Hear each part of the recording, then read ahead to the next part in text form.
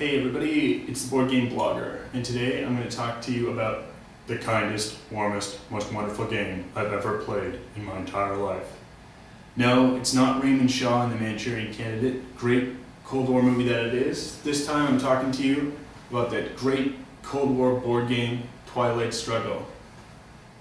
This is, I think, the best card-driven game out there, and it's one of the best board games out there in general. It does so much. I think it's rated in the top 10 at BoardGameGeek.com, and it's a marvel to play. It's different each time you play, which is something I like. So some of the other games, especially Jason Matthews also designed 1960, and I find that can get a little too repetitive. It always comes down to the same things, you know, fight over the issues or something, or, you know, try and capitalize on the big states. And so it's almost the same game every time in 1960. I mean, it's fun, and it's how well you play it tactically, but it's the same thing. Twilight Struggle is different. Twilight Struggle can be different each time you play it. Now, I know it's been a while since I've reviewed a board game, but I kind of like to play a game, you know, at least 8 or 9 times to really get a feel for it before I can give it a fair and accurate view. So that's why the long delay. But I recently got this one in, you know, several months ago, and I've been playing it on and off since. So I think I can give you a pretty good overview of the game. And honestly, you want to get this game if you don't already have it. GMT really outdid themselves with the production this time. It's, I think, one of the best produced games. You've got some great reference cards. It comes with 4 reference cards, even though it's a 2-player game. So, you know, you lose one, you're still good. It's got a card list on the back, so you can kind of read the cards. Again, I think that's one of the problems with this game compared to, say, We the People. There's a distinct advantage. Even if you already sort of know how to play card-driven games, and you're aware of, you know, what may be a good tactic, if you don't have the cards memorized, it's going to be tough. Just because the person has such a distinct advantage of what could be coming up, what card could be there. So it's nice that they print this list, and, you know, it says either it's a neutral card, or if it favors the US, or if it favors the USSR. So I think if someone's playing it for the first time against someone who's a more seasoned player at this game, they're at a disadvantage, but because of this card, they're at least able to tell what cards are there out there that might help me, and there's the name of the card, they can kind of guess what it might do. It's not the same as actually knowing the cards. So played this with several people, and I found that against people who've played it before and they were aware of the cards, it was a pretty even matched game. But if you're playing against someone who just doesn't have the cards memorized, such as, okay, here's one, Early War Nasser, right? You might see this card. It's great. Adds 2 USSR influence in Egypt, remove half of US influence in Egypt. I mean, someone who's kind of aware of Cold War history would kind of know there's a Nasser card maybe out there.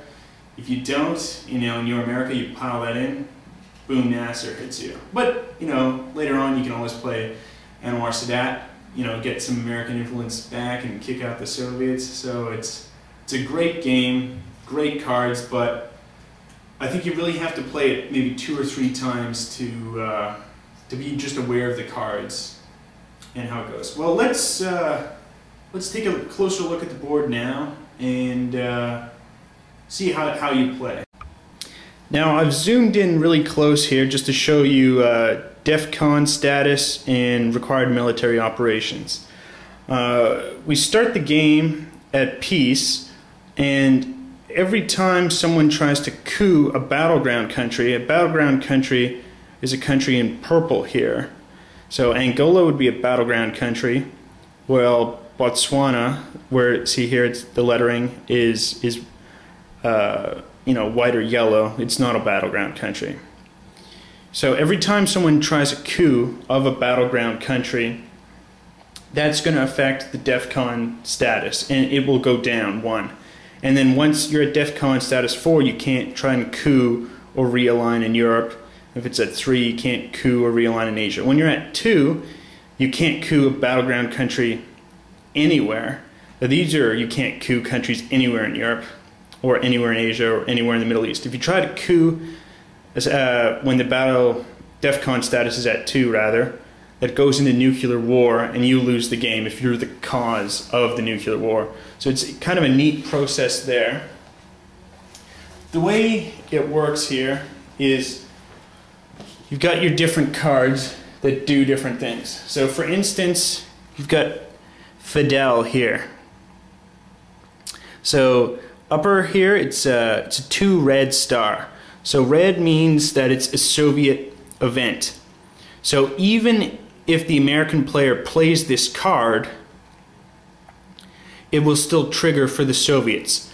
Now, in 1960, you could kind of block it with momentum markers, and because of that, the game just degenerated into a fight over the issues and momentum, which wasn't the best. Here, there's a nice system. You can still block 1 card a turn by playing it for the space race, and then the event doesn't trigger.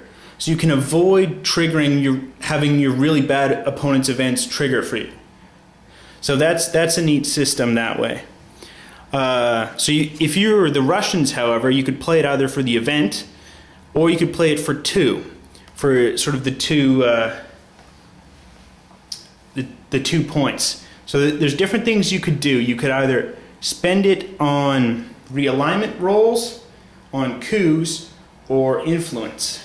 Now if we zoom in a little closer here, okay, we've got South Africa, it's 3, and there's already, when the game starts, we've got 1 influence there for the Americans. Now the stability rating is 3. So in order for the Americans to control the country, they need to have 3 influence, and 3 more than the Soviets. So if the Americans had 3 influence and the Soviets had 1, they're still not controlling it. They'd have to have 4 to 1. So as the Soviet player, let's say I choose not to play this for the event, the Fidel card for the event, but rather for the 2 CP here. I couldn't try a realignment roll. That's when both players have influence in a country and you're trying to reduce the other person's influence. It's really neat how the game works that way. You can also use it to place influence markers or coup. So I could maybe try to coup South Africa, except because South Africa has a stability rating of 3, you times that by 2, and that's the coup value of 6. I'd then roll the dice, add my card's value of 2 to whatever dice roll I have, and see if the coup is successful.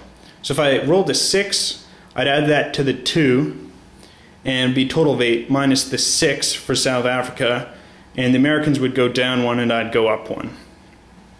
So that's sort of how the coup